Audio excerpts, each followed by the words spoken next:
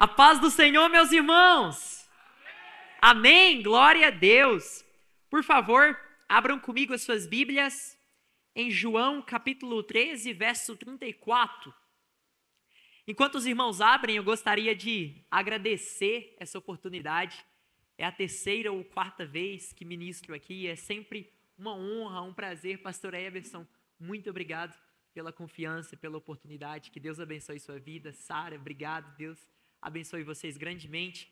Mateus, obrigado pelo convite. Deus te abençoe. Estou vendo ali o Rogério da minha igreja. Ô, glória. Deus abençoe. Pastor Paulo, meu professor. Glória a Deus pela vida de vocês. Mais uma vez, uma honra estar aqui.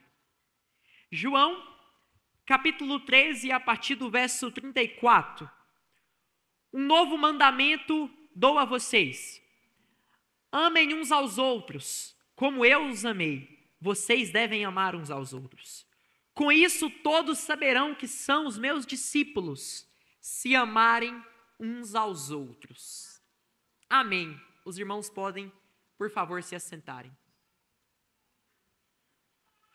Nós voltaremos a esse texto no final dessa mensagem, mas hoje o que eu gostaria de te perguntar é: por que nós somos irmãos? Com certeza, o cumprimento mais famoso dentro das igrejas, principalmente na Assembleia, é o a paz do Senhor, irmão. Quando você vê alguém da igreja, principalmente quando você esquece o nome, você já fala: ô irmão, ô irmã. E esse não é um cumprimento apenas recente do nosso século.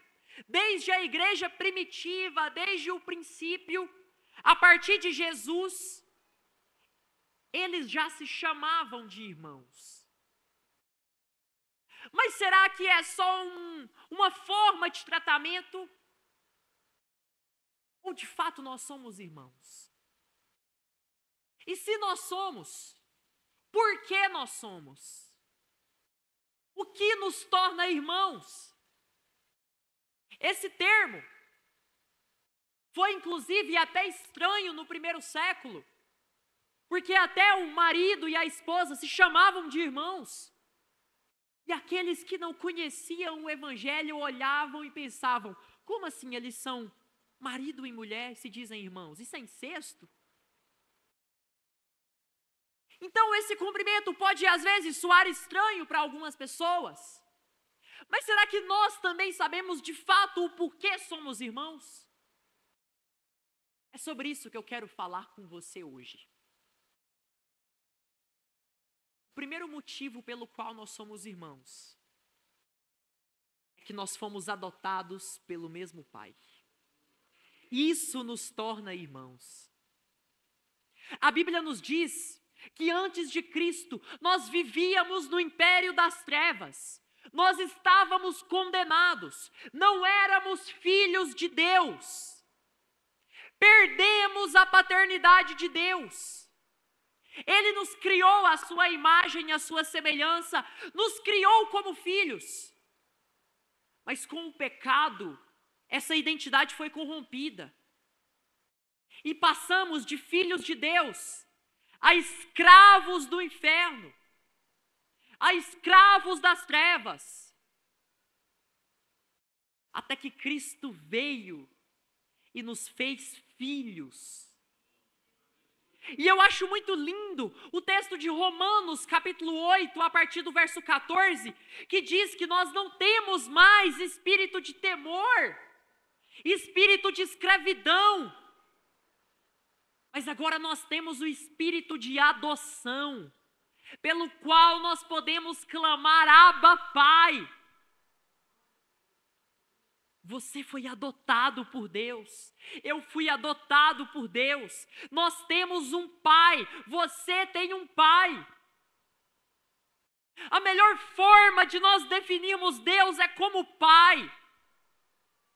No Antigo Testamento, existiam tantas nomenclaturas para Deus: Adonai, Iavé, El Shaddai. Mas quando Cristo veio à terra, ele nos trouxe um novo nome: Pai. E a partir dele nós podemos chamar Deus de Pai.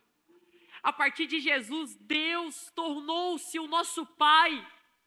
Agora nós não estamos sós, não estamos abandonados. Temos um Pai que nos ama, temos um Pai que nos está presente. E está presente todos os dias, ele reforça essa paternidade sobre as nossas vidas. E esse é o primeiro motivo pelo qual nós somos irmãos. Deus é o nosso Pai. O primeiro motivo é, ele nos adotou. Mas agora o segundo motivo pelo qual somos irmãos é que Cristo nos aceitou. O único sacrifício de Cristo não foi apenas morrer, mas também nos aceitar. E eu te mostro porque isso também foi um sacrifício. Vão comigo a Lucas capítulo de número 15, parábola do filho pródigo. Os irmãos se lembram muito bem dessa parábola, onde o filho, certo dia, decidiu pedir ao pai a herança que lhe era devida, antes mesmo da morte do pai, e saiu de casa.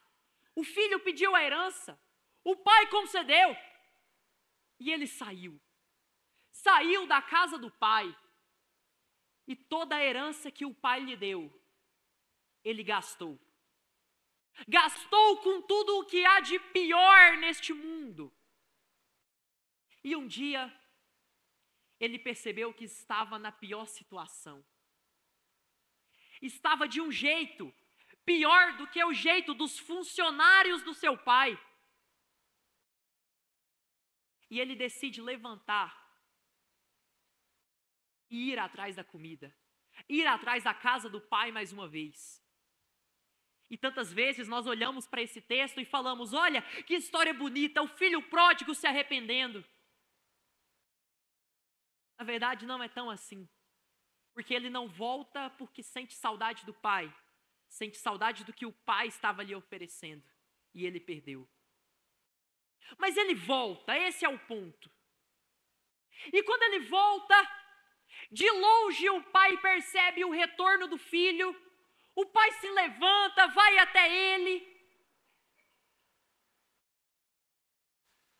O pai lhe abraça, lhe restaura as roupas, coloca um anel no seu dedo e faz uma festa gigante, celebrando o retorno do filho pródigo. E nós sabemos que nessa história, o filho mais velho, quando percebe isso, ele se lamenta. Ele fica triste: pai, o Senhor faz essa festa para o meu irmão, tudo isso, e para mim nunca me deu sequer um cabrito. Ele fica revoltado.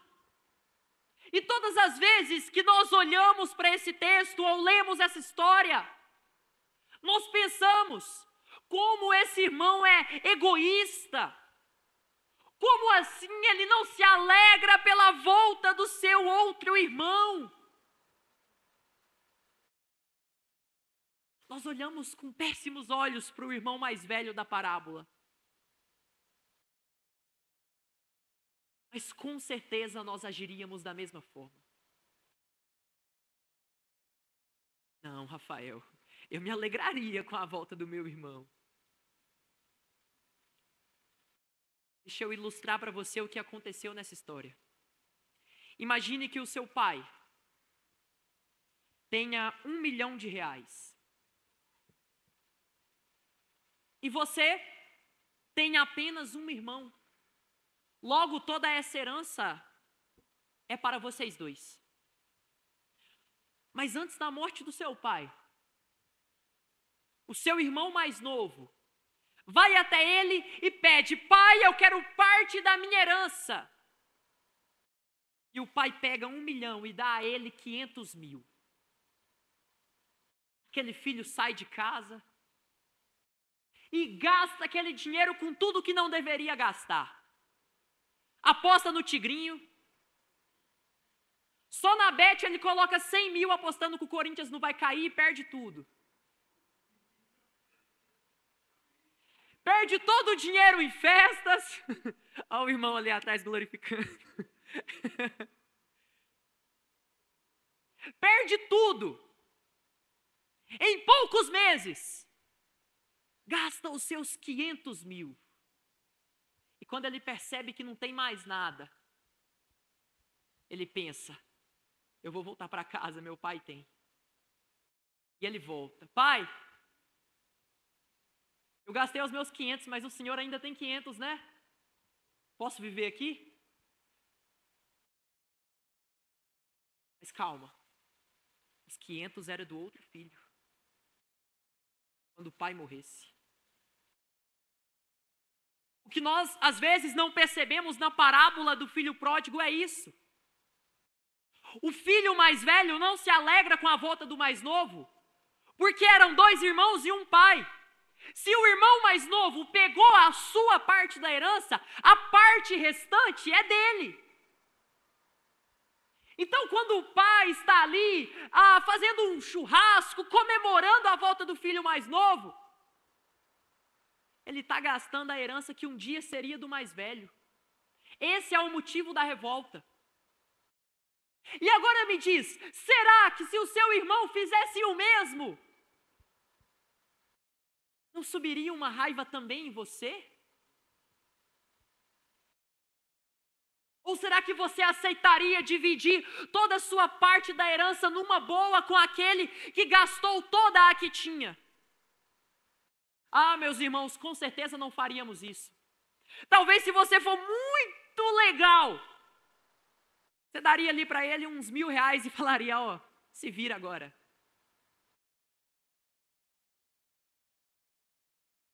Mas sabe o que eu acho lindo quando eu olho essa história?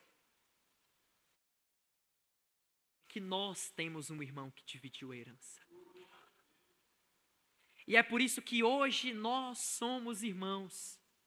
Porque o nosso irmão lá do alto dividiu a herança que ele tinha conosco. É por isso que eu digo que este também foi um sacrifício de Cristo. Não apenas morrer por nós, mas também ter nos aceitado como participantes da herança de Deus. Ah, com certeza ele poderia dizer a Deus, não, nós 2 tínhamos, eu e eles, todos nós tínhamos alguma coisa. Eu tinha o céu, eu tenho o céu, eles tinham o Éden.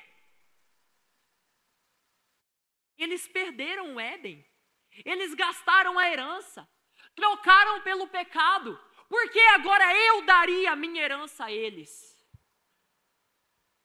Mas glória a Deus, porque Cristo não é como nós, e Ele quis dividir a herança, nos resgatar do inferno e nos permitir morar no céu, e é por isso que hoje eu sou o seu irmão, você é o meu irmão, porque o nosso irmão mais velho nos aceitou, para sempre estarmos com Ele, dividindo a herança celestial. E talvez alguém aqui no meio seja muito, muito, muito legal mesmo. E enquanto eu contava a primeira história, pode ser que você tenha pensado, não, se fosse o meu irmão voltando, mesmo ele tendo gastado a herança dele, eu ainda dividiria a minha com ele. Eu duvido. Mas eu vou te contar agora a continuação dessa história. Imagine que esse irmão que voltou, além de ter gastado toda a herança,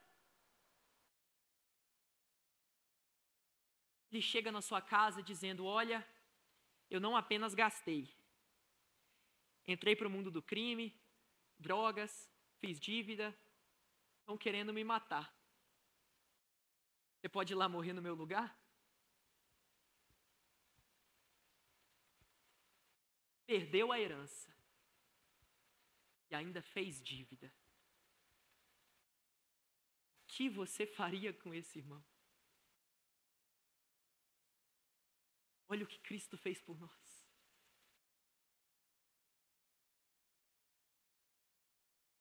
Cristo já é tão bom apenas pelo fato de ter aceitado dividir a herança dele conosco.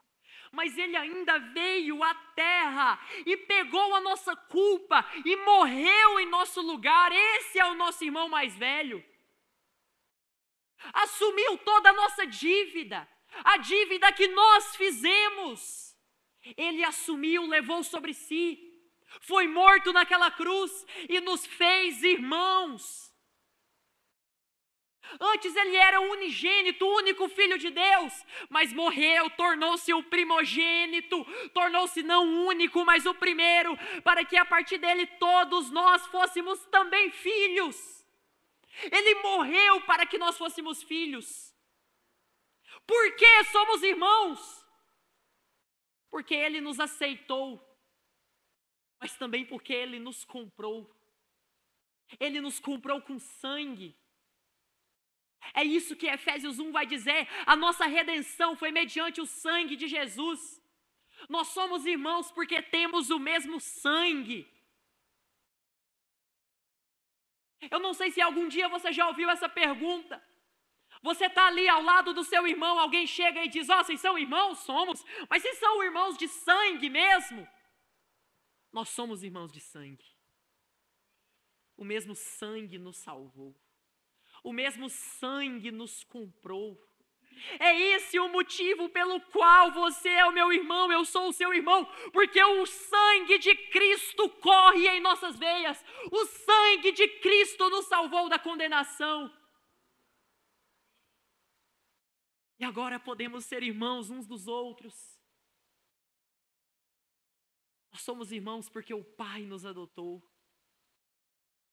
Porque o Filho nos aceitou e nos comprou. Somos também irmãos, porque o Espírito nos fez um. 1 Coríntios, capítulo 12, verso 13, vai dizer que nós somos batizados no mesmo Espírito.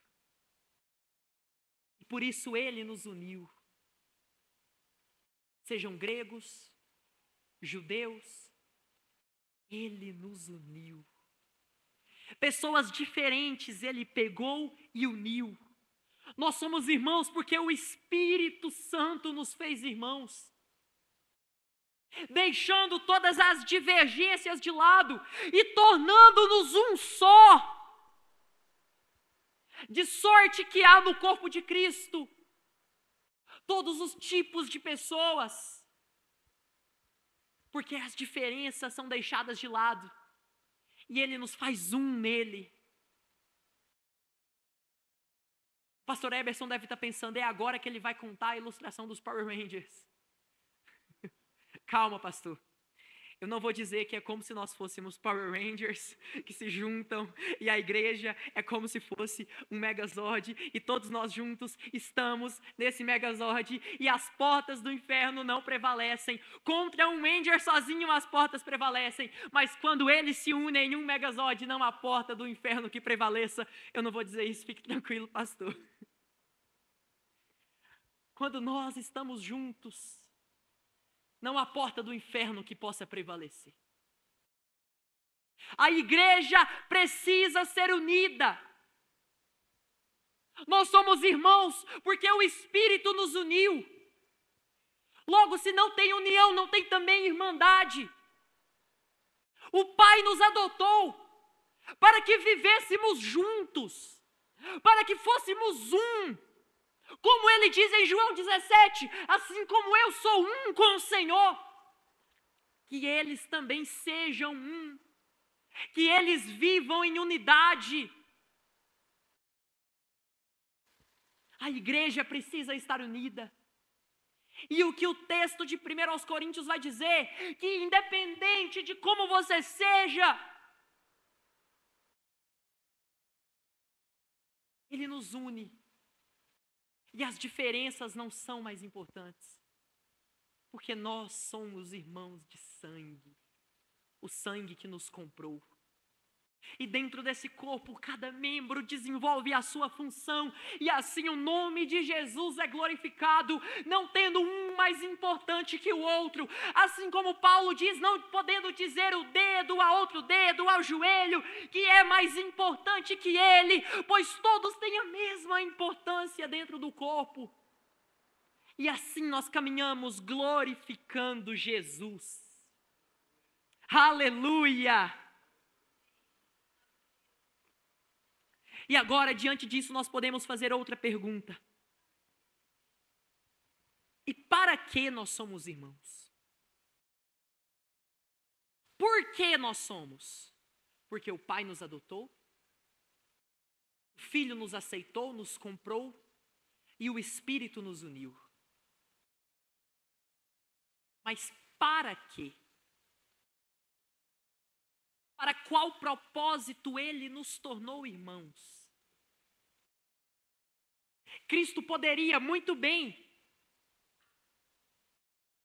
ter salvado a sua igreja, ter salvado, na verdade, as pessoas de uma maneira individual. Com certeza, Ele tem poder para isso.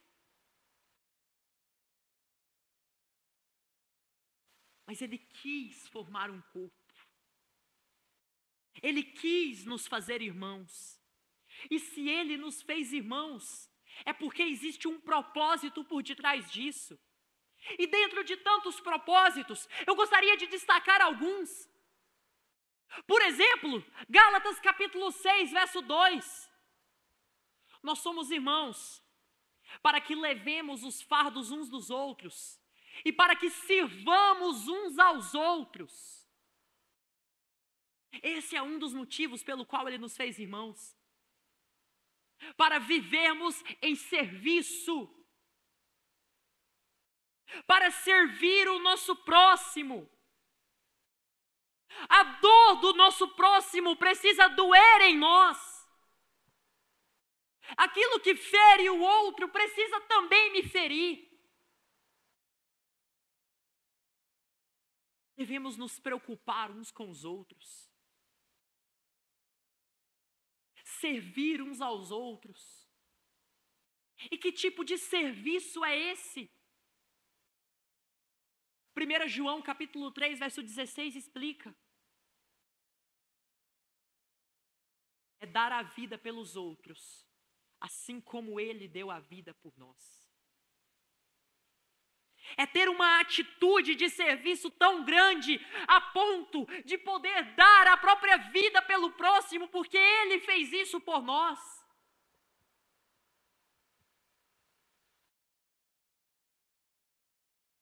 E enquanto o apóstolo João está falando para nós darmos a vida uns pelos outros, falhamos no serviço em coisas tão menores.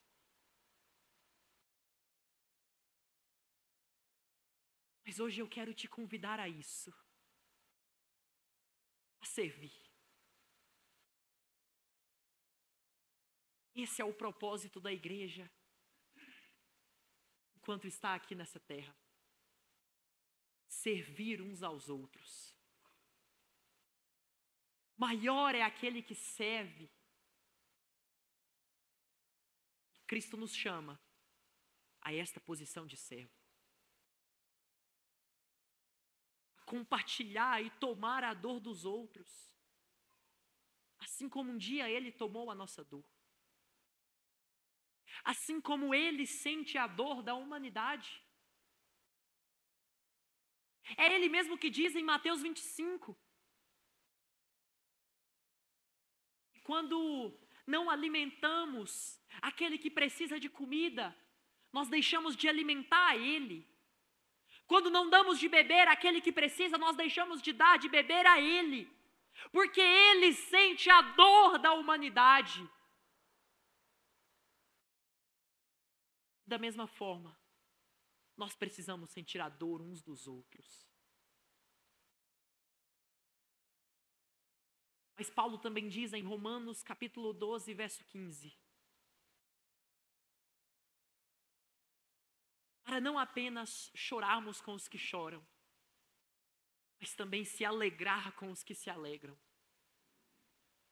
Da mesma forma que nós precisamos estar dispostos a servir o outro, a tomar a dor do outro, a sofrer com o outro, Ele também nos chama a atitudes de celebrações, a se alegrar com o nosso próximo, a compartilhar não só aquilo que dói ou que é ruim, mas também compartilhar o que é bom.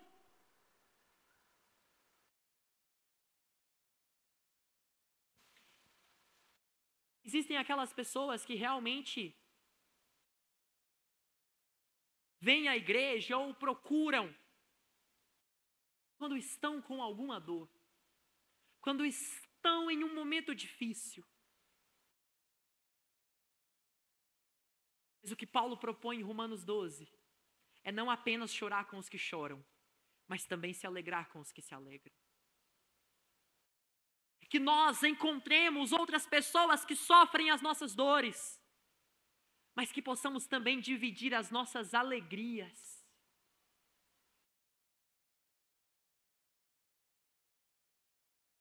Não apenas quando tudo está ruim, mas também quando as coisas estão boas. E assim a igreja vive. Como foi em Atos capítulo 2, verso 42 ao 47. A igreja primitiva, eles se amavam, viviam em comunhão, repartiam o pão. Eles não consideravam as coisas propriamente suas, mas dividiam, repartiam as dores, mas também aquilo que era bom. De sorte que não havia dificuldade dentro daquela comunidade, porque eles amavam uns aos outros e viviam em amor. Esse exemplo da igreja primitiva é aquilo que nós devemos viver. Nos preocuparmos com a necessidade dos outros, nos atentarmos ao sofrimento dos outros, mas também nos alegrar, repartir o pão, viver em comunhão, celebrar juntos aquele que nos salvou. É para isso que nós somos irmãos, é para isso que nós somos chamados. E agora, o último propósito que eu quero destacar. Para que nós somos irmãos? Para refletir Cristo ao mundo. Olha o texto que nós lemos no começo. Um novo mandamento vos dou, que amem os outros como eu vos amei. Para que, Jesus? Porque com isso, todos saberão que vocês são os meus discípulos. Nós vivemos em união, nós vivemos em amor, nós vivemos em irmandade, porque quando vivemos como irmãos, nós revelamos Cristo ao mundo. Jesus está dizendo: o mundo vai saber que vocês são os meus discípulos quando vocês amarem uns aos outros. É nisso que o mundo sabe que somos discípulos de Cristo, quando vivemos em unidade. Eu não sei se você já viu dois irmãos, crianças, que brigam muito. Pelo menos eu, quando era pequeno, brigava bastante com meu irmão. Mas se essas duas crianças brigam muito o tempo todo, você olha para a criança, ela está brigando com as outras, o que você vai pensar? Olha, eu acho que o pai não educou direito não, hein? Está brigando o tempo todo?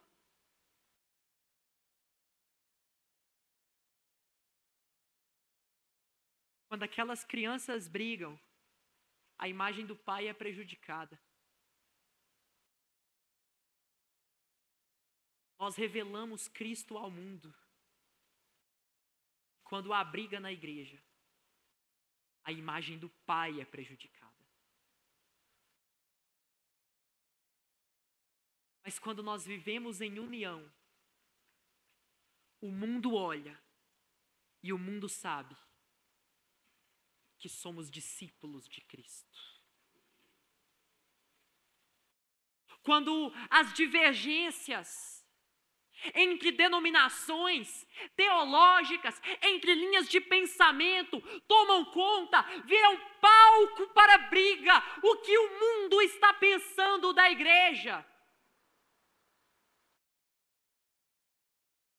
Quando externalizamos essas brigas em todos os cantos, o que o mundo está pensando acerca da igreja. O que Cristo disse, que quando nós vivermos com amor, revelaremos Cristo ao mundo, revelaremos o Pai ao mundo. Ele nos fez irmãos, para que nós o revelássemos através da unidade. Efésios 3:10 vai dizer que é mediante a igreja que o poder de Deus, a graça é revelada ao mundo. Essa é a nossa responsabilidade. É por isso que nós precisamos falar em unidade. Porque quando vivemos em união, o Pai é revelado. Convido a igreja a se colocar de pé.